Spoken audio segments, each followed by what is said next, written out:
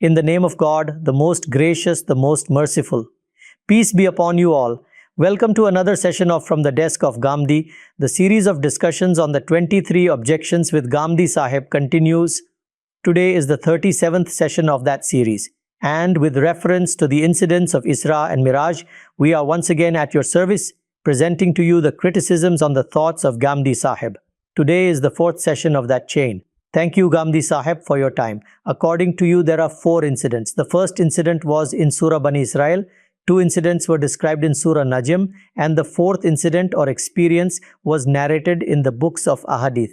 What was that 4th incident? In the previous episode on Isra and Miraj, the long narration, which is in quite some detail, was read to us by Ghamidi Sahib from Bukhari, the details of which can be known from there. Thank you very much, Ghamidi Sahib, for your time. The 4th incident, as per your thought, is an independent incident similar to the 2 incidents of Surah Najm, which are completely independent, just as the incident of Isra and Miraj of Surah Bani Israel is independent. The first question for you today is that we see that the scholars do not agree with you with regard to this 4th incident as well. With reference to this 4th incident, first of all, tell us briefly what exactly is the difference between you and the scholars? There are only 2 things. I had clarified it at that time. The first is that I consider it an independent incident. That is, these are 4 separate incidents. They are not the same, nor did they happen on the same night. They are not the same experience whose different parts have been narrated in different places. Rather, the experience of Isra of the Prophet, peace be upon him, was a separate event which has been mentioned in the Quran. Those 2 experiences that have been stated in Surah Najm are completely unique, and the Quran itself has elaborated that those occurred on the earth, and the meeting of the Prophet, peace be upon him, took place with Gabriel, the trustworthy spirit. This incident has been stated in narrations in the books of Hadith. It has not been mentioned in the Quran. Usually this incident is called Miraj. As has been stated, the Prophet, peace be upon him, went to the heavens, so for that, the expression of urija bihi has been adopted, and from it this word has been derived. Miraj means ladder. How did his ascension take place? So this incident, as I have said before, was a completely independent and unique incident. It is not a part of those other ones. Our scholars generally consider it to be the incident of the same night. The second thing is that here too, I read to you the narration of Sharik bin Abdullah. This narration is originally narrated from Anas bin Malik. If you look at its source among the companions, Anas bin Malik belonged to the Khazraj tribe. He was an Ansari. He was a distinguished servant of the Prophet, peace be upon him. He remained in the Prophet's service until the time of his departure from this world. He has narrated this incident. In it, it has been elaborated clearly that the Prophet was asleep. All this happened in that state. Until the time these incidents had taken place and these experiences were undergone, the Prophet awoke and found himself in Masjid al-Haram. Right. So, according to you, fundamentally it was a ruya or vision, and it is an independent incident. Ghamidi Sahib, with reference to this incident, the 3 incidents, one that was described in Surah Bani Israel regarding Isra, which is generally termed as Isra, and Miraj, the arguments of the scholars on that, whether with the word Subhana or with the words Linuriyahu min ayatina or with the words Asra bi abdihi or in the end Fitnatal linnas. In the same way, the objections and arguments of the scholars with respect to the 2 incidents of Surah Najm that I presented to you in this 4th incident, we see that here too the scholars are not agreeing with your interpretations and your arguments. What do they say? The rationale of their argument will be presented one by one to you.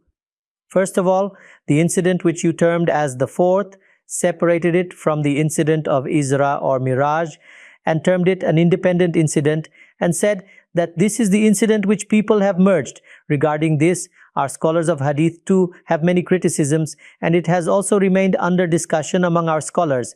I will present them one by one to you. The narrator whom you have quoted, Sharik bin Abdullah, regarding him, Imam Muslim himself has commented that he mixed up some sequences and added or omitted a few things. This has been further elaborated upon by Imam Nawawi, who is a commentator of Sahih Muslim, and he says that this narrator was a victim of confusion. In the same way, Hafiz ibn Kathir, Ibn Hajar, and several others have criticized him. The first basic question is this: when you consider a narration, it is necessary that the narration should be flawless. Here the question is being raised regarding the narrator himself, that he had fallen into confusion. What do you have to say? It would probably be difficult to find a flawless narration. This is a narration of Bukhari. You are aware of the position of Bukhari among the scholars of Hadith. He has adopted this narration. And the interesting thing is that there are 4 narrators among the companions who have narrated this incident in detail. One is Anas bin Malik himself. Then Abu Zar Ghifari. The third is Malik bin Sasa'a. And the last is Abu Huraira. May God be pleased with him. Among these 4, the first 2 incidents, that is, the narrations of Abu Zar Ghifari and Malik bin Sasa'a, are from Anas bin Malik. That is, Anas bin Malik is also a companion, and they are narrating it from a companion. In one chain, he narrates it from Abu Zar Ghifari, may God be pleased with him, and in another from Malik bin Sasa'a. Bukhari has collected all these narrations here. In his book, he has included all these 4 narrations. These are the most concise of the narrations. Other than these, some minor incidents have also been stated. For example, some companion has narrated that the Prophet, peace be upon him, heard the scribbling sound of the pen.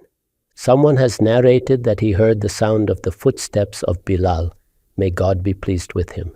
Someone has narrated that the Prophet saw paradise and hell. So these are minor incidents and have been narrated through other companions as well. However, the detailed narration as to how it happened, how it started and reached its end, and what experiences occurred has been narrated by these 4 companions. Right? Now from all these 4 companions, different people are narrating.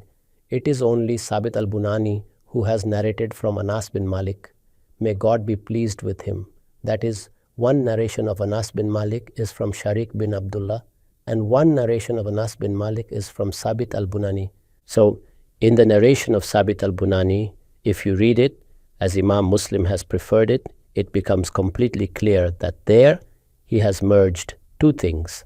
That is, firstly, the incident of Isra has been narrated, which we have understood with reference to the Quran. Then from Bait al-Maqdis alone, the reality of the ascension has been narrated. Completely contrary to it, the 4 narrations that Bukhari has adopted, you may scrutinize them. There we get a completely different account.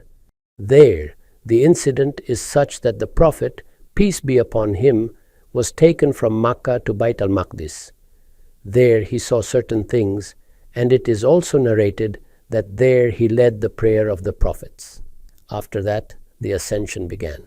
Here, it is narrated that this incident started from Makkah itself. So, it is a different narration. You have said about him that some scholars of Hadith say that he was a victim of confusion, that he disturbed the sequences. Zada wa naqasa, qaddama wa akhara. Such comments have been made. The question is, merely commenting does not make a difference. That is, you have to say where he increased something or where he decreased something. Where has he distorted the sequence by bringing an event before it actually occurred? That is, how exactly has he changed the sequence of events? You will have to explain this, will you not? You will have to analyze this matter. Such things you will find in many narrations. Okay. That is, if you look into other narrations, there too the issue will be the same. I can point these out, but does any narration get rejected on this basis? I have said about narrations that they must always be examined from the angle of whether the Prophet, peace be upon him, said something. And after that, the companions narrated it further, and from the companions that narration gets transmitted through various means. Generally, they are accepted as riwaya bil ma'na. There, events may often get merged. All these things you will find in narrations. You use the word flawless, but there is no absolutely flawless narration as such. Hence, it is necessary that it be viewed in the light of the Quran. Hence it becomes necessary that all the narrations belonging to that topic be collected. Hence it becomes necessary that in order to reach a conclusion, we go deeply into all those narrations, analyze them and study them. When we do this, we become deniers of hadith. When all the elders are doing it, then nobody objects to it.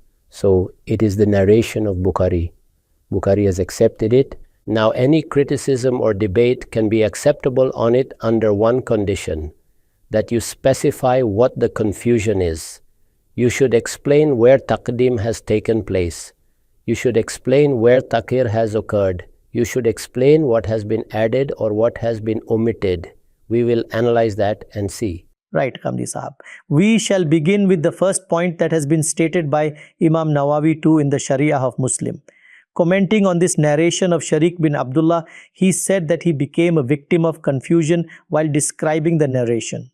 The first and basic thing is that he said, you had read the narration in detail in the previous episode.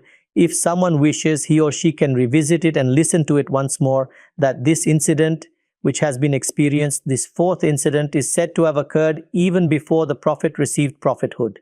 Whereas when we look at the rest of the narrations, some narrators say that those happened in Makkah only after the call of Islam had begun. And after that, some people say the incident took place sometime before the Hijrah. Some people opine that it took place about 1.25 years after prophethood was attained. So these narrators are placing these incidents even before prophethood, and thus such a mix-up has been created in its historical details. In this case, first a point of view has been formulated, and in its light, this criticism is being made. What is that point of view? It is that the incident of Isra, which has been narrated in Surah Bani Israel, and this one are one and the same. That is, one part has been described in the Quran, and the other part is in Hadith. This is generally understood to be the case. I have said that these are two incidents. I will separate them and show that these are two different incidents. When these are separate incidents, then the point of debate is, when did Isra happen? I am aware of the debates regarding it. That is, some say it happened in the 5th year of prophethood, while others say it took place a year before the Hijrah. It happened when the call of Islam had spread in Makkah and its surrounding areas. The earliest estimated date that is stated is that it occurred at least 15 months after the conferring of prophethood. This is the incident of Isra. Yes. The incident of Isra and this happened separately. So the question is, on what basis can Sharik bin Abdullah be made the target of criticism? He did not narrate this incident in that manner. He is not saying that this is a part of Isra. You see, where does he begin this incident related to the Prophet, peace be upon him? Come, let us take a look at it. Then you tell me in what manner this criticism can be justified. You must remember that I had read out the complete narration. They say that 3 people came to the Prophet, peace be upon him, qabla an yuha ilayya, before the era of revelation had begun for the Prophet. 3 people came, wa huwa na'imun fil masjid al-haram. The Prophet, peace be upon him, had been sleeping in Masjid al-Haram. After that, he quoted a conversation, and then he said, فَلَمْ يَرَهُمْ حَتَّى أَتَوْهُ لَيْلَةً أُخْرَى, after which they were not seen by the Prophet until they appeared on another night. And then he narrated the incidents of that other night. And what is the first thing that he narrated? What is it? The first point is that at that time the chest of the Prophet, peace be upon him, was washed, and all the organs within were purified. What happened after that? After that is ثُمَّ أَطْبَقَ. After that the chest was stitched. ثُمَّ عُرِجَ بِهِ إِلَى السَّمَاءِ الدُّنْيَا. Then he took him and ascended towards the first heaven. That is the heaven of this world. So you tell me there is no mention here of going to Bayt al-Maqdis. The ascension is taking place directly from Makkah. That is, whatever occurred in this incident started from there and then ended at Masjid al-Haram. Hence, for this reason, if you accept the point for a moment, although whatever you are stating and whatever has been written by our historians, in that light, if we see, then there is no consensus as to when that incident took place. That is, whether it took place 15 months after prophethood or after 5 years of prophethood, or whether it took place a year before the hijrah of the Prophet, peace be upon him. So these are the details of the incident of Isra. Will you criticize this narration on that basis? All right, if we accept for a moment that the narration of 15 months after is correct, then this incident is still a separate one. So when it is a separate incident, how does it matter when it occurred? How can the narrator of this incident be criticized on this basis? So the first fundamental point that should be understood is that that was a separate incident and this is a separate incident. That incident has been stated in the Quran. I have already analyzed it. There is no scope within the text of the Quran for you to add this incident there as an appendage. And the way Hadith narrates this incident, I just now said to you that Anas bin Malik is narrating it, Malik bin Sa'sa'a is narrating it, Abu Zar Ghifari is narrating it, Anas bin Malik is directly narrating it. After Anas bin Malik, further on, there are some narrators who are describing it. I have read to you the narration of Sharik bin Abdullah. In the narration of Sabit al-Bunani, this incident has been narrated in the manner that people have generally understood it. There is no mention of it in any other narration. So in this manner, if it is an independent incident, then how can it be criticized on the basis that the incident of Isra occurred after 15 months or after 5 years or after 10 years? When this incident took place is evident from the words of the narration. That in it, one incident took place before prophethood, and then the real experience took place on another night. When did that night occur? If I say it was after prophethood was bestowed, then the point is settled. Then this objection does not hold regarding when it happened. If we speak of it as occurring after prophethood, then this objection no longer remains valid. Ghamidi Sahib, you have raised a fundamental point that if we separate the incidents, then the criticism made by the scholars of Hadith that he became a victim of confusion does not remain valid. There are some other aspects as well. For example, you had read out the narration in detail and you said that there are 2 incidents in Surah Najm and that the experience which occurred was not of God Almighty but rather of Gabriel, peace be upon him. You also read the narration of Sayyida Aisha, may God be pleased with her, in which she herself asked the Prophet and he said that he had met Gabriel. The words that have been used there regarding the meeting with Gabriel, we see that in the 4th incident which you had read out to us in detail, the exact words of Surah Najm that he came near.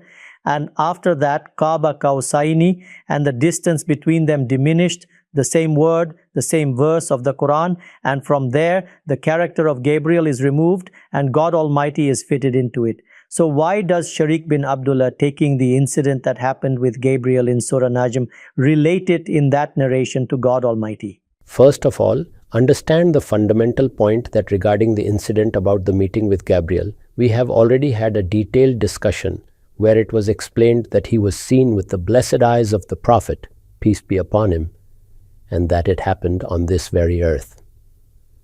Regarding Gabriel, the trustworthy spirit, the Prophet himself is saying, according to the narration in Muslim, I saw him descending from the heavens in this manner. He was in his real form. He came close to me in this manner. There, the Quran has adopted a particular terminology. The Quran has its own style and manner. You must have noticed that even we sometimes become influenced by its style and expression. That is, when we wish to say something, if we possess the words and terminology of the Quran, then we adopt them too. So if this narrator in this ruya, the vision, describes the matter of closeness with God in the same words, then what is so extraordinary about it? That is, the terminology has been borrowed. Regarding the narrations, all scholars of Hadith agree that here the principle of riwaya bil ma'na applies. That is, a narrator may choose his own words. If he is describing an incident which he received in certain words, then if he is a companion, he may narrate it in his own words. If he is a tabi'i who heard it from a companion, then he too may narrate it in his own words. Technically, this is called riwaya bil ma'na. So, it is possible that Sharik bin Abdullah borrowed these words from there, and the objective is that the incident came to him in a certain manner through Anas bin Malik, and he is narrating it accordingly. There, some form of closeness or proximity with God has been narrated. This proximity, being close to God or God being near, you see in many narrations, the Prophet has himself stated regarding God that he descends to the first heaven. Now, if you consider this descent, this radiance, this manifestation that occurred on that occasion during the Ruya as well, that is, something of that kind was witnessed, then if he borrowed those words, the maximum you can say is that perhaps he should not have borrowed them. However, for narrating proximity, that is the most beautiful terminology. Those are very beautiful words. There, the proximity with Gabriel is being described. Here, it is with God Almighty. So, according to me, this too is not something very objectionable. Although, if I present to you all the narrations of Isra, you will come across similar things in all of them. That is, one point has been interpreted by one narrator in one way, another has adopted a different style, while a third has narrated the same point in a completely different manner. All these things are commonplace. So, according to me, if you read that part, only this much is being narrated there, that the Prophet, peace be upon him, attained a special proximity. That is, in the Ruya, a situation developed in which the Prophet saw God Almighty in close proximity. Or listened to him in close proximity. That seeing or hearing occurred in a state of Ruya. All these matters which have occurred have also been described in many other narrations. For example, paradise or hell is shown, or paradise appears before him while he is performing the salah. So even for God Almighty, these terms have been adopted. These are interpretations adopted by the narrators. And if you question narrations on this basis, then present many narrations to me and I will analyze them and tell you where shortcomings in expression have occurred, where suitable words were not used, what type of words were adopted while describing an incident, and how at times matters became mixed up. And based on that, we will then have to reject the entirety of Bukhari. So the same method should be adopted here, that whatever has been described in the narration, namely that an experience occurred, this much will be accepted. As far as the expressions in which they are embodied are concerned, this is not the Quran such that you would have to adhere necessarily to each and every word. If you do not wish to accept something, then you are welcome not to. However, do understand that declaring these narrations to be revelation from God will also not be appropriate. Then accept what I have been saying, that these are historical records. Some people narrated some incidents from the life of the Prophet, peace be upon him, and the people narrating those incidents sometimes included their own understandings as well, and at times adopted their own expressions. Those expressions at times contain errors and at times turn out to be extraordinary. So on the basis of these things, how can you reject the narration of Sharik bin Abdullah? Right, one more aspect, Ghamidi Sahab, Ibn Hajar has also mentioned it, that is, people generally think that when they find similarities in some narrations, they merge them together to form one single narration. There are many such narrations related to this topic in which some information is found that is not mentioned in the narration of Sharik bin Abdullah, which you read from Sahih Muslim and declared to be the fourth incident. For example, you yourself said that in some narrations the companions said that when this incident happened, when the Prophet, peace be upon him, went on his ascension journey, he heard something that was being written in the preserved tablet. Then it can be said that this narration of Sharik bin Abdullah is not presenting the complete picture, since a great deal of information is missing, as the scholars have also pointed out. The narration which you have read, is it conveying the complete details, or is only one sentence known there? There too, only one sentence is conveyed.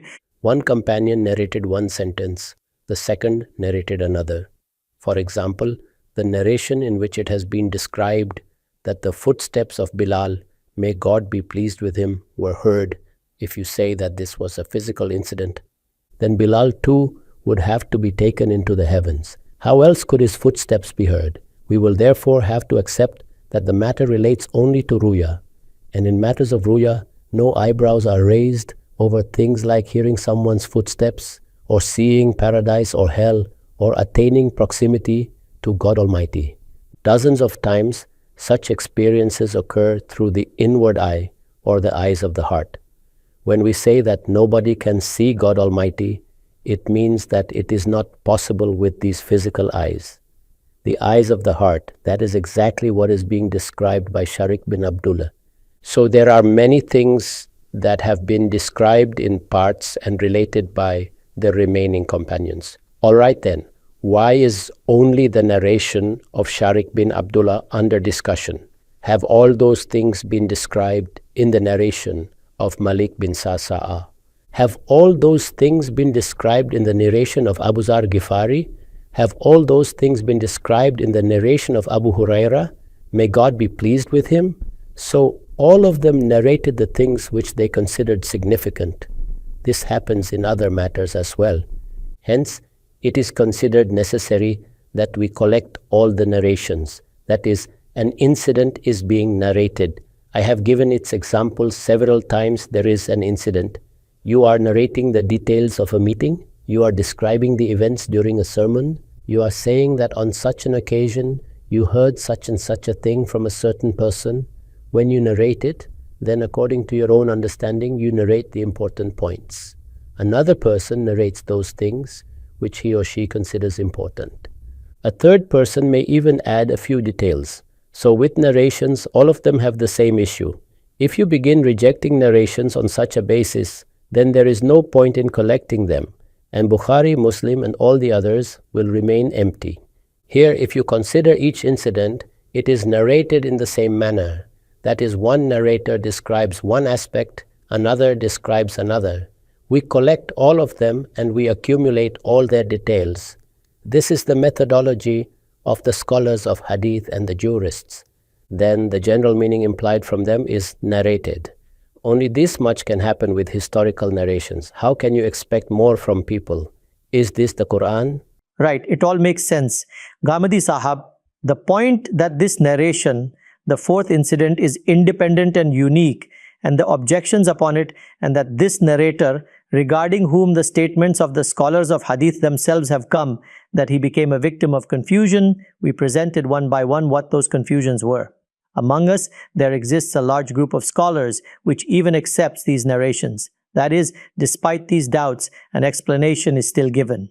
However, after accepting the same, they argue that within the very words of the narration itself, there exists the scope that if you read the words of the narration together with the incident of Isra stated in Surah Bani Israel, then both these incidents can be treated as one single incident. What are their arguments? I will present them one by one to you.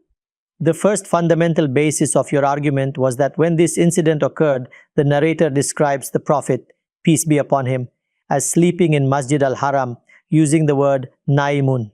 Now our scholars argue, how could you take it for granted that necessarily the Prophet was asleep and that this incident occurred during sleep? This word is also used for the beginning stages of sleep. And in some narrations, the words baina na'imin wa yaqdan are also there. That is, it was a condition between sleep and wakefulness. So why could it not be that the Prophet was intending to sleep when an angel came and took him to the heavens? Then the scholars may kindly tell us where that conclusion which they have derived from this is actually written.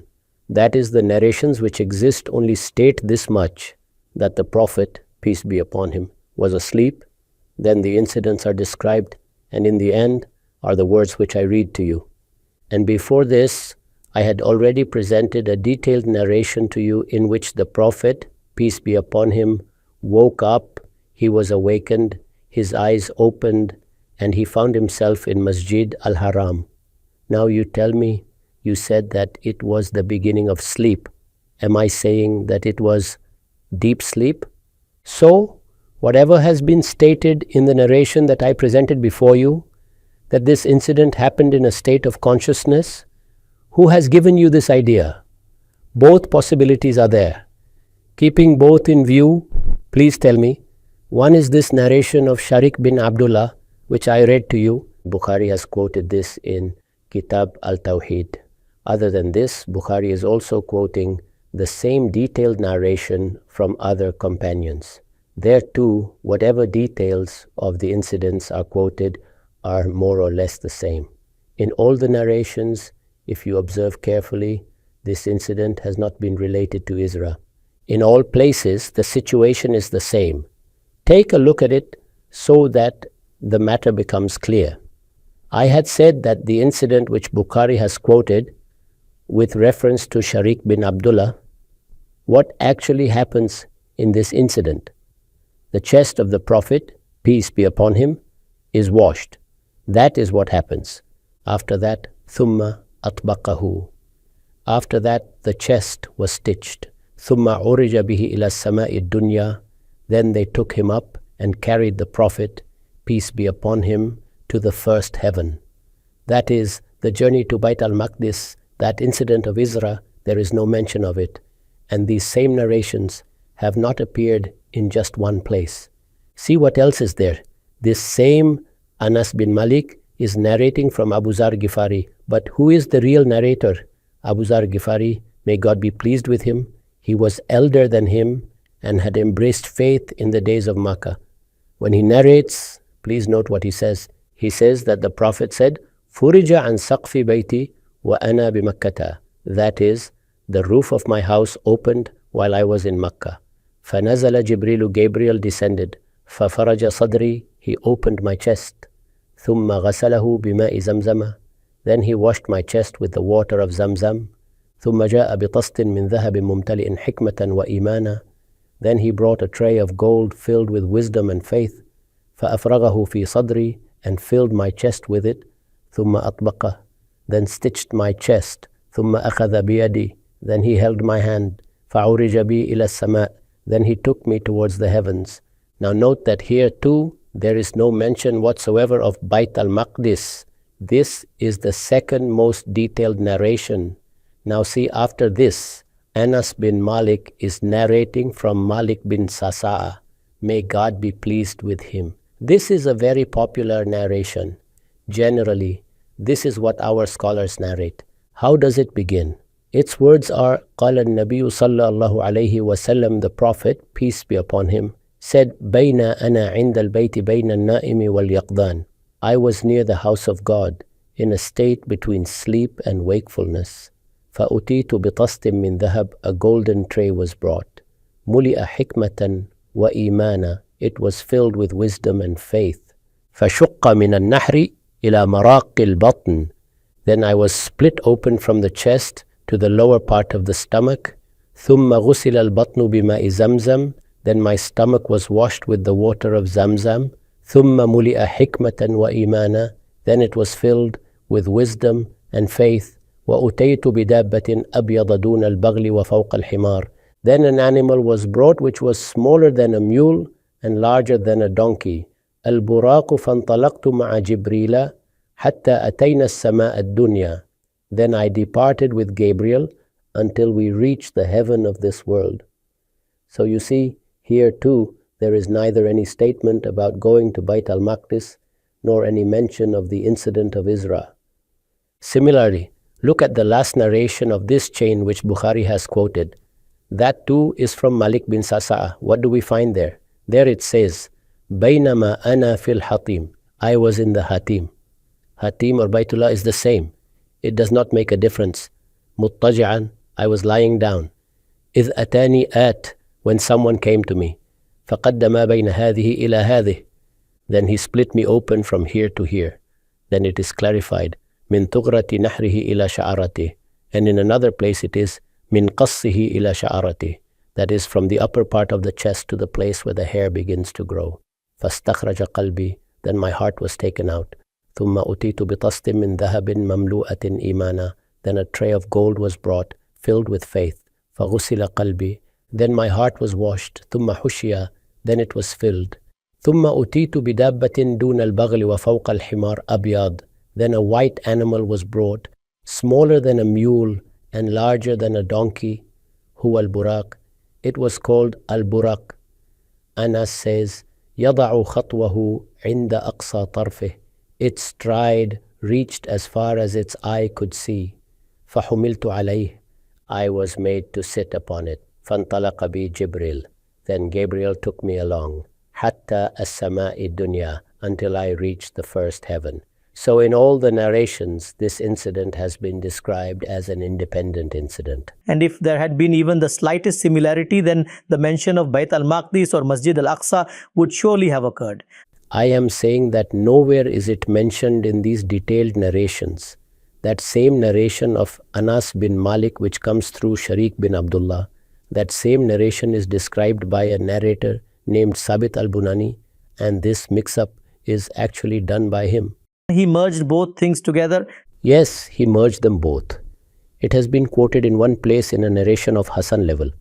So this is how the narration has come down to us. Now tell me, from where does the view of the scholars gain support in this matter? It is similar to the situation where we already have a concept in our minds. We want this incident to have happened in a particular manner. Then what do? We say, let us give an expansive explanation of Naim. So the question is whether it was the initial stage of sleep or the final stage of sleep or deep sleep. Where does this point of debate arise? The debate lies in the narration of Sharik bin Abdullah. Anas bin Malik, may God be pleased with him, narrates that the Prophet was asleep, and after this entire incident had taken place, he woke up, opened his eyes, and found himself in Masjid al-Haram. Now all this is clearly present within the narration itself. How, from within this, can that case be made which is generally claimed? Tell me if there is any narration that explicitly states that too.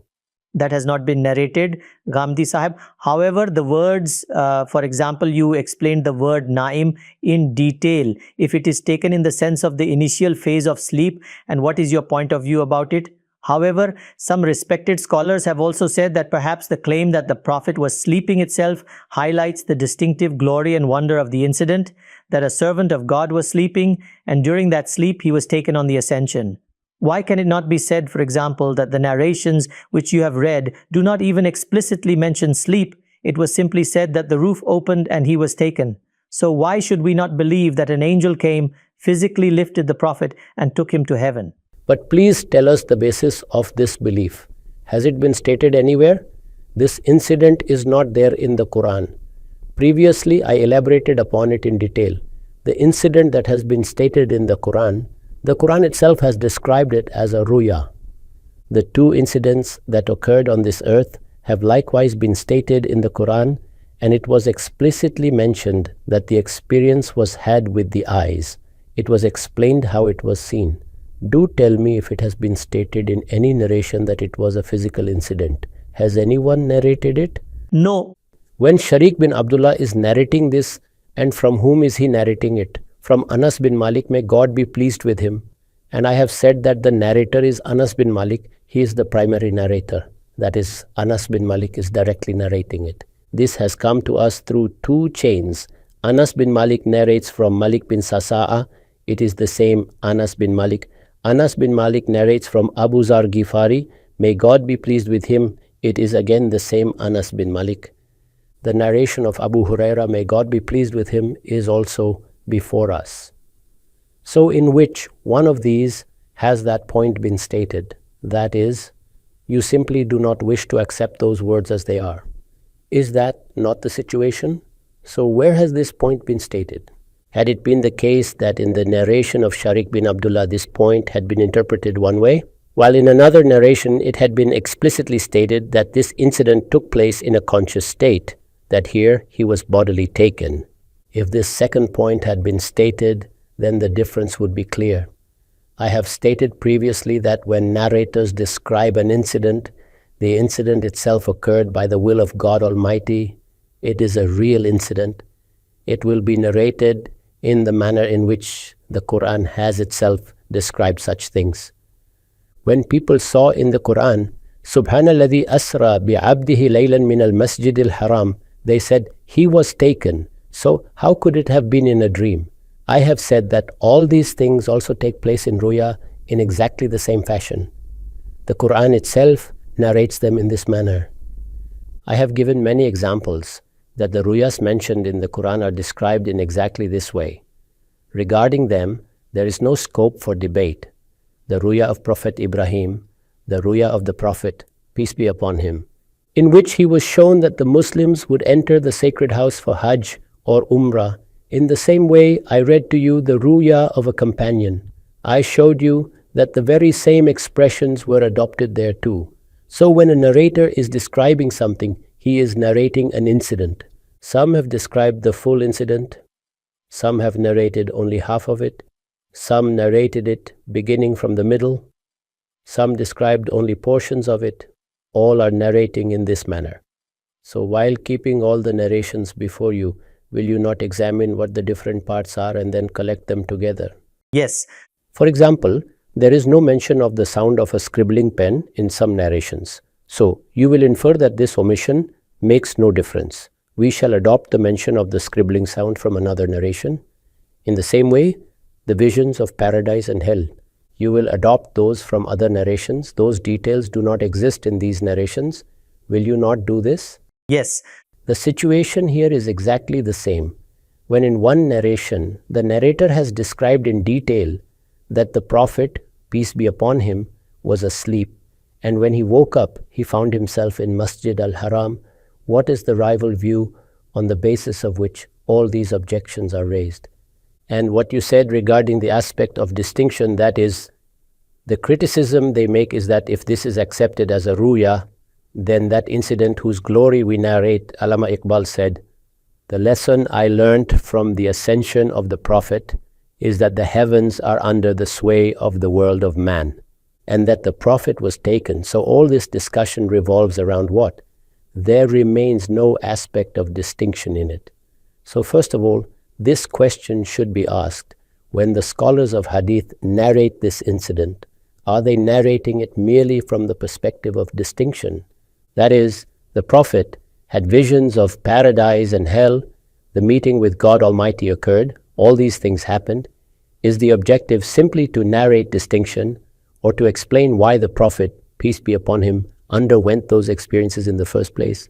There must have been objectives. That is, if at some point during Salah a vision of paradise occurred and you reached out to grasp one of its blessings, then why was this vision shown? Every experience itself makes its purpose evident. Just as I said while commenting upon the incident of Isra, that you place even that under the category of distinction, whereas the Quran narrates the incident for an entirely different purpose. So the moment something like this arises, we immediately turn towards the aspect of distinction, towards the wondrous aspect. First, you should study the incident itself.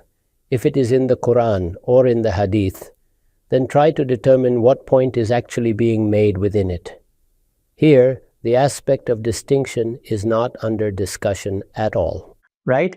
Let us move ahead. Two more aspects. The scholars say that if these are considered, then this incident and the incident described in Surah Bani Israel may be considered one and the same. For example, in this incident, as you also read out, when he was seated upon the Burak, our respected scholars say that when we say someone was seated somewhere, then from the very words, it becomes clear that it was standing somewhere or situated somewhere. So he was awakened and seated upon it. Therefore, the expression regarding seating upon the Burak clearly sounds rather cries out that the incident occurred bodily and not in a dream. That is exactly what I am saying. The expression of carrying has also been adopted. The expression of showing has also been adopted. The expressions of glory and radiance have also been adopted. So I told you that a companion describes his ruya and says that two people came to me. Now how did they come? They must have walked over it. They took me along. So how did they take me along? So all these things have the same interpretation, and the same style of expression is adopted when a ruya is described as is adopted while describing incidents occurring in the conscious state. It is simply stated either in the beginning or at the end that it was a ruya. Just as I analyzed the ruya of Sayyidina Ibrahim and showed you that he says, I was sacrificing you. So you will say, how can sacrifice occur? In sacrifice, the neck is cut, blood is shed. I have already explained all this. There is no need to repeat that. In ruya, all these modes of expression are adopted in exactly the same way, and this is true for every worldly language. Hence, this is no argument at all. All right, Ghamidi Sahab, you mentioned the first question that I posed regarding the word naim, that the narration itself states that the Prophet, peace be upon him, said, "When I woke up." The narrator says concerning the Prophet, peace be upon him, that when he awoke, he found himself in Masjid al-Haram. The word used is istayqaza, when the Prophet, peace be upon him, woke up. So on this basis, the argument is made that since throughout this entire incident, the Prophet was asleep and then awoke and found himself in Masjid al-Haram, therefore the details of what occurred in between could all have been part of a ruya. However, we see that the scholars too have explained this word, and you yourself emphasize understanding words according to their usage and style within the language. This word, istayqaza, you simply understood it to mean waking up from sleep, whereas this word carries many other connotations. For example, I will briefly present one. It has also been referenced by Hafiz ibn Kathir. A companion, Abu Usaid, says that he brought his newborn son and placed him in the lap of the Prophet, peace be upon him. The Prophet was not paying attention. So when he drew his attention towards the child, then thumma istayqadha, that is, he became attentive. So the word istayqaza is also used in the sense of becoming attentive. Yet you interpreted it only as waking up from sleep.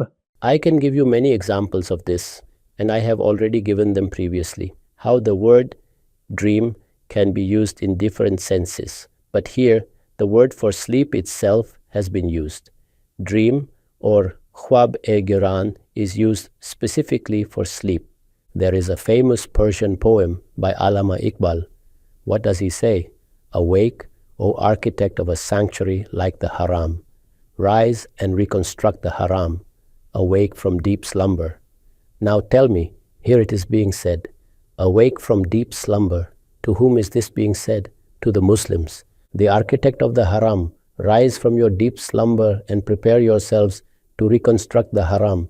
And this deep slumber is khawabi-garan, khawabi-garan, khawabi-garan, khiz. From this deep and profound sleep, rise from it. Wake up. Now observe carefully in what sense wake up is being used here. It means come out of heedlessness, rise and prepare yourselves once again. This is being said to the Muslim community. We say daily in common discussions that the Muslim community has been asleep for the last 2 centuries. Is it asleep in that literal sense, in the way we ordinarily use the word sleep? When we say that Sir Syed, Hali or Iqbal all tried to awaken this community, tried to wake up the community, was the community sleeping beneath some tree? It was a sleep of ignorance. These are figurative expressions. They exist in all the languages of the world. On this matter, I have already presented to you a detailed discussion while speaking about ruya. That is, I have said that whenever such expressions are adopted, then karain, contextual indicators, are brought into consideration. The sentence is such, the subject matter is such, the occasion is such, the context itself creates a strong presumption that it is not that sleep which is intended there. Here, it does not imply that awakening. For example, we use this word in the sense of alerting someone that the Prophet, peace be upon him, was fully engrossed in discussion, completely focused on someone else, and when his attention was repeatedly drawn, he became alert. So for this too, the word can be used. We use this word repeatedly even for our children. Wake up, come to your senses. We say, look, you have spent 15 years in this manner. Now you must awaken and prepare yourself, because after all, you have to spend your life in this world. Here too, we use the word for awakening. So to wake up, to see a dream, to be in a dream, or to be asleep. All of them have figurative usages in Urdu, English, Persian, and Arabic as well. However, do such meanings arise on their own? I repeatedly draw your attention to this. What happens among us is that when these gentlemen do not wish to accept something, then they pick up some meaning from the lexicon or from secondary usages, construct a case around it, and then insist that here the word carries that meaning. But when words are used figuratively, metaphorically, or in some extended sense, then karain are brought forth. A presumption is created. The situation itself demands that meaning. When I deliver a speech and say, Muslims, wake up, does anyone imagine that this waking up refers to waking from nightly sleep? When I say that my community has been asleep for 200 years, does anyone imagine that the sleep here refers to the sleep we experience at night? What prevents you from taking the literal meaning? It is the occasion and the situation. That is how language works. Sometimes it is the occasion of the speech. Sometimes it is the situation. Sometimes the contextual indicators themselves make the intended meaning obvious. It is not the case that because 10 meanings are listed in the lexicon, you simply choose the one you like and impose it upon the text. This was why I said and read to you the line from Ghalib. You say that Ghalib is bad? Acha, really? And that too in front of me. So here really, or the Urdu word acha, was not used in that literal sense, in the way we generally use good as the antonym of bad. Why was it not used in that sense? Because the context of the speech leaves no room for that meaning. So please read the narration and tell me. That is, if the scholars are saying this, then they should point out exactly where the issue begins and where the contextual hint exists that compels this word to be understood in that manner. Is there any such presumption here? When I say that my community has been sleeping for 200 years, does anyone have even the slightest doubt regarding what is meant? Suppose after hearing this sentence, someone says, Ghamidi Sahab was saying that the whole community was literally sleeping in a bedroom the way people normally sleep. People would laugh and make fun of such an interpretation. So figurative interpretation is sometimes used in such a manner that no room remains for another meaning. Therefore, according to me, and I say this with utmost humility, such types of arguments do not create a good impression regarding our scholarship.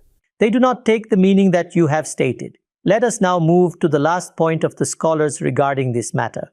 Why can it not be accepted that the Prophet, peace be upon him, let us agree, was asleep?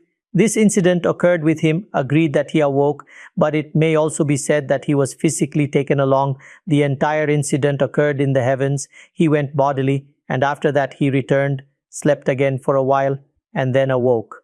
And this istaikaza refers to that later awakening.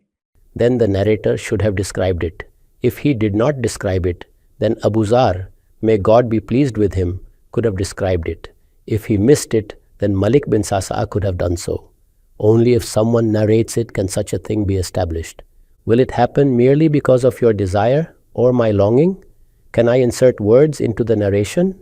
Whoever wishes to interpret it, if it is from the Quran, then he should explain from the words of the Quran how that point is established. If it is from Hadith, then he should explain from the words of the Hadith how that point is established. If it is from Hadith, then I permit you to gather all the narrations related to the topic and establish your case.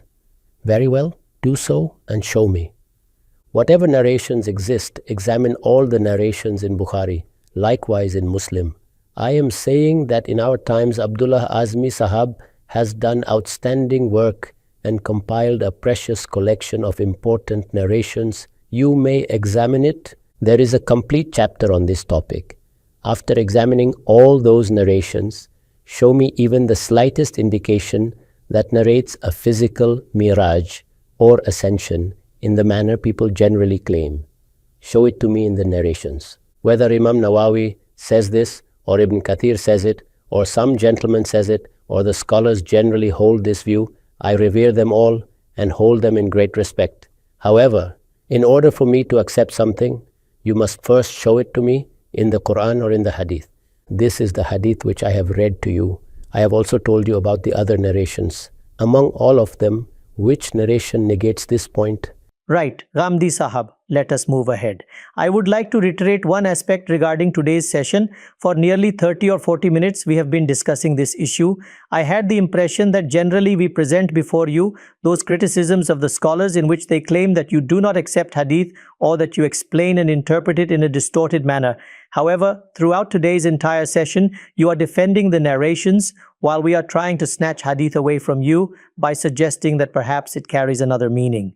What is happening here? You are holding firmly to the narration while the scholars are attempting to interpret it expansively, or some say it should be rejected while others say the sequence has been altered.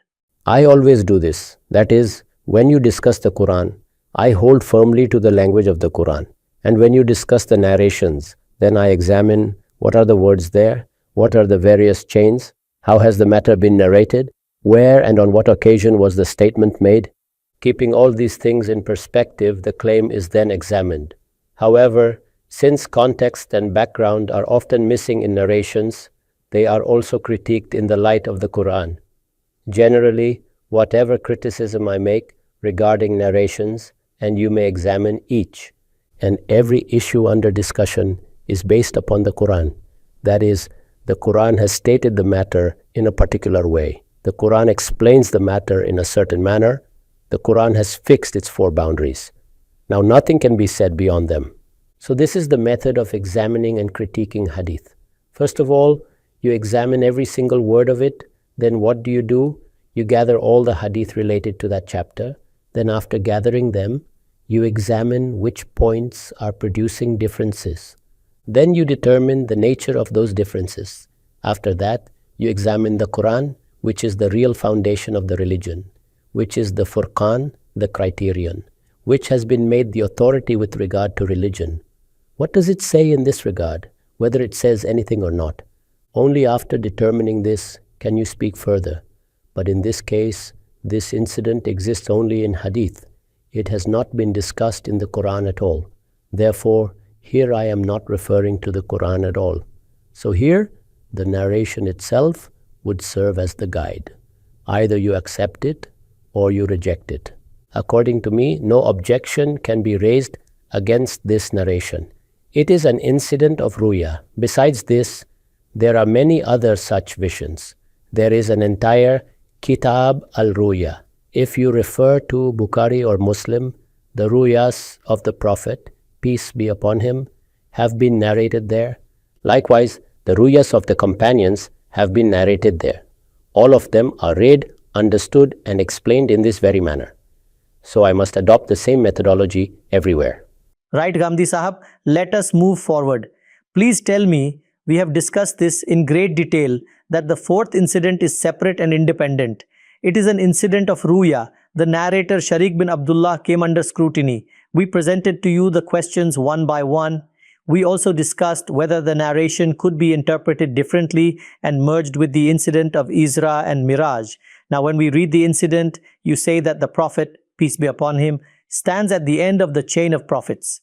You say that Salah existed from the very beginning and was given to all the prophets, and that the Prophet, peace be upon him, continued that same practice. There are many such matters. This Ruya and the incident in which the blessed chest of the Prophet was opened, and faith and wisdom were infused within it, the ascension journey, the visions of the heavens. In some narrations it is said that paradise and hell were shown, the meetings with the prophets, the special glory and majesty of the Prophet, peace be upon him. Then after that, the 50 prayers which continued decreasing until they became 5. You use the word Ruya. Please tell us, if this is an independent incident, then what is its objective?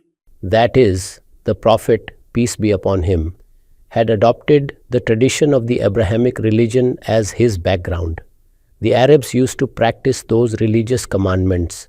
We know that they had Hajj, Umrah, Salah, Saum, and even Zakah. All these things already existed. However, the exact status of these things within religion, how they were to be observed, which deeds were merely commendable, which were obligatory, was not clear to them at that level. We know this. Now what happened?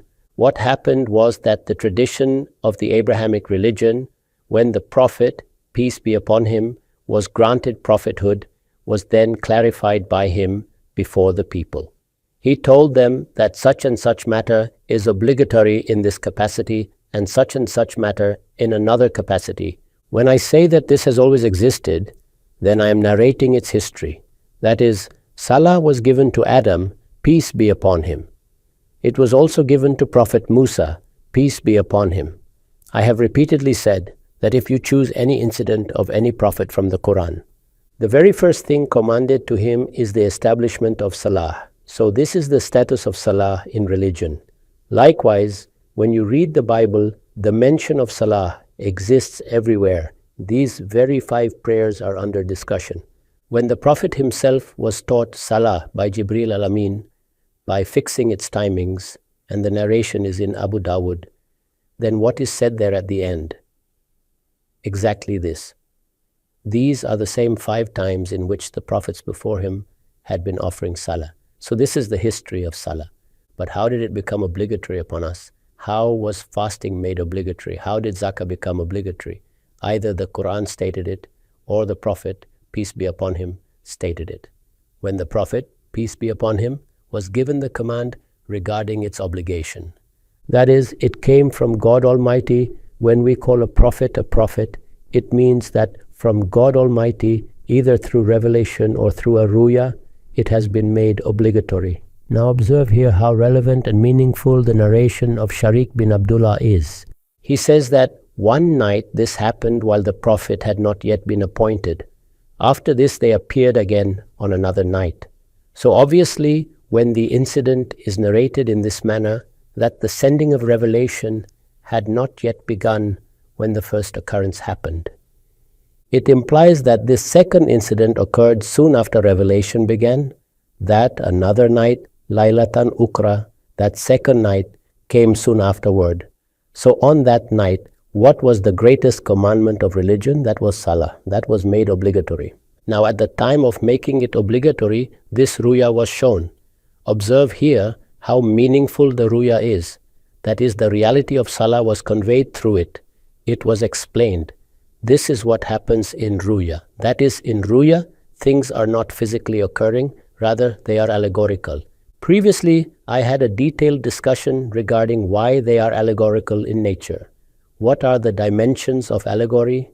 The discussion that Ustaz Imam carried out regarding ruya also explained that these are actually experiences which transcend the limits of words, where meanings and realities become expressible only in the form of allegory. Such things are not possible under ordinary circumstances. Now look at Salah. What is Salah? It is hukukullah, it is the right of God Almighty. On what basis is it the right of God Almighty? وَمَا خَلَقْتُ الْجِنَّ وَالْإِنسَ إِلَّا لِيَعْبُدُونَ. That I have created my servants for my servitude alone. If the right of being slaves is truly fulfilled with justice, then it is completely justified that we should bow down 50 times before the Lord God. Okay, this is the point. Should it not be like this? Now God Almighty, with all His kindness and benevolence, made reductions in it. That concession has been molded into an allegory.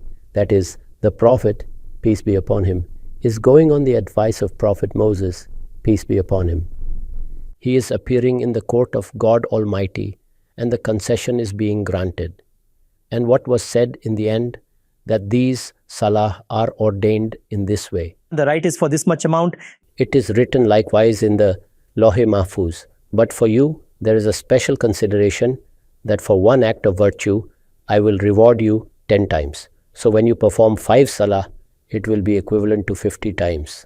Glory be to God. Hence there is rich meaning in it. What a marvelous thing it is. If you see it from the point of ruya, then it is a wonderful narration. And if you look at it from the perspective of a physical incident, then it will not be comprehensible at all. What is going on? That is, the Prophet, peace be upon him, has first brought it. Then Prophet Moses is sending him back. So this bringing forth and then sending back is a part of that allegory. If you see it from this aspect, then all other narrations would also become clear. When sometimes paradise is seen, sometimes hell is seen, somewhere the footsteps of Bilal are heard. Obviously it is possible only in ruya. Here too the prophets are seen, and that too is actually the meeting within ruya only. And in the meetings within ruya, things are allegorized, so that you realize the realities in such a way that when you wake up, you may teach people by keeping those realities in view. So in this way, there is no objection to anything. That is the tradition of the Salah coming from earlier times when it was initiated. In this way, its teachings were given to the Prophet, peace be upon him. This ruya was shown, and within it, the reality of the Salah was made clear. And in this ruya, the blessings of God Almighty appeared. And the great lesson from it, which is pronounced for Salah in the Quran, إِنَّهَا لَكَبِيرَةٌ إِلَّا عَلَى الْخَاشِعِينَ. It is indeed difficult except for those who are humble in fear. What has been said here is actually not easy for anyone. So people have been made to understand that this is its return. God Almighty has made this concession, and you should remain forever grateful for the mercy of God Almighty. If He had wished, He could have commanded you with 50 salah, and even then, His right would not have been fulfilled. Glory be to God. Glory be to God. Ghamidi Sahab, please tell us, it was said here, and we have also been reading it. We take it as a miracle that what has been narrated, what do you think is the reality? That Gabriel opened the chest of Muhammad, peace be upon him, and it is said that it was cleansed of impurities. And you probably use the words Iman and Hikmah. What is its reality? Obviously, if it has to be described regarding the prophets, that whatever human frailties we possess within ourselves, jealousy, hatred, malice toward others, and the aspects of deviation from God Almighty, they are emptied of these mortal shortcomings. As the Quran has said that they are khiyarun nas, the best among mankind. So if this thing is given the shape of an allegory, then this would be the picture. When you see it as a physical incident, then every single thing gives rise to many questions. When you see it in reality as a ruya, then every single thing manifests itself meaningfully. This is precisely what happens in ruya.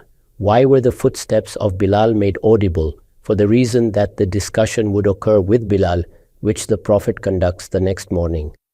And what Bilal does, that was to be highlighted before the people. To give a lesson, to teach them, to provide affirmation. So, these ruya of the prophets actually allegorize things. However, the underlying wisdom within them is extraordinary, not merely for us, but for the Prophet as well. These ruya provide comfort to the Prophet, inform him of the reality of incidents, and allegorize the meanings which the Prophet then presents before us.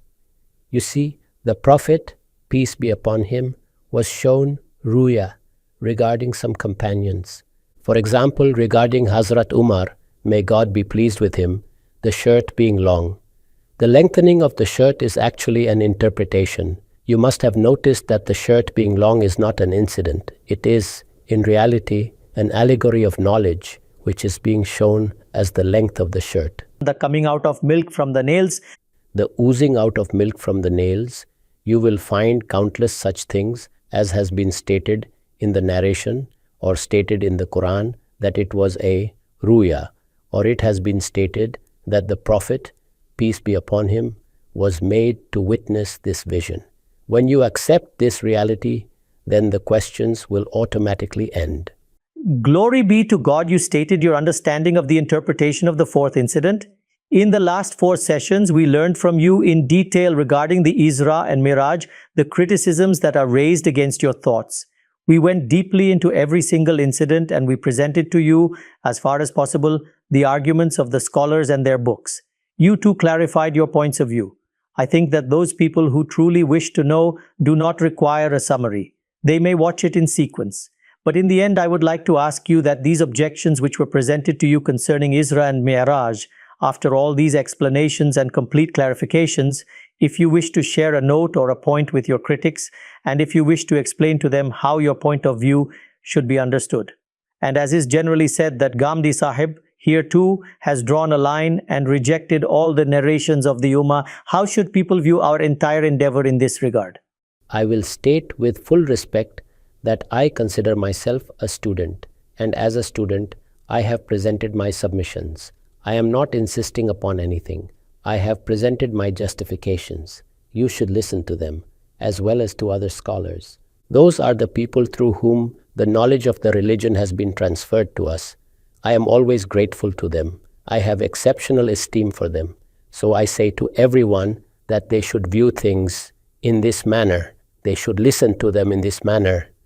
We should abstain from the ways of propaganda or issuing fatwas recklessly. By doing this, such an environment develops that it becomes difficult to present any researched material before the people. People say, why was this not said earlier? Do you realize the price that had to be paid for saying this earlier? If a person says something, then the same argument is raised. If the matter remained the same until the 2nd century, then why was it not said earlier? If the matter is such in the 3rd century, then why was it not stated much earlier? So I have presented it for the reason that people of the future will not say this. Thus, I have stated this, Ustaz Imam has stated it, and several others have stated it as well. These matters should be viewed through intellectual methods. They should be viewed from the perspective of intellectual criticism and analysis. And when these things arise, you have every right to disagree. I do not wish to impose my views upon you. I present to you my study and research as I perceive them. It is your duty. I do not receive revelation that you should review them as well as the views of other scholars. The point that remains, which is generally mentioned among us, I will say with full respect and humility that before the Prophet, peace be upon him, the Christians had spent approximately 576 years. They had great scholars among them. They too were an ummah. You should simply examine the criticisms which the Quran has made regarding similar attitudes among them. The entire ummah had become convinced that Jesus, peace be upon him, was the Son of God. The whole ummah had consensus upon the concept of atonement. The whole ummah was convinced, and even today remains convinced, that the Sharia has been abrogated. So did the Quran accept any of those things? So if the Quran makes this criticism after 576 years, then in reply, if someone says, how could the scholars, the learned men, saints, and theologians of the entire Christian ummah have made a mistake? No, in the world of knowledge, things are judged on the basis of their arguments. So I have presented these arguments as a student, and I am always ready to revise my opinion. If some criticism is presented to me, I will accept it. However, it is not criticism when it is said, why did people not understand such a thing earlier? I told you how Imam Bukhari is quoting this point. Just see, he has not accepted that narration of Sabit al-Bunani, which Imam Muslim has accepted. What message is he conveying through this? He is saying the very same thing which I have presented before you. Thank you very much for your time, Ghamidi Sahab. Viewers, we have exhausted our allotted time for the program. We had a detailed session, this being the 37th session and the 4th regarding Miraj and Isra. We presented the points of view of Ghamidi Sahab and the objections raised against them. We have now exhausted the time allocated for the program. God willing, next week with a new criticism concerning the incident of the splitting of the moon, another miracle of the Prophet, peace be upon him, that the moon was split apart by the indication of the Prophet's finger. Regarding that, the criticisms that are raised against the thought of Ghamidi Sahib, God willing, we will return with them once again. Thank you very much for your time until now. Thank you very much.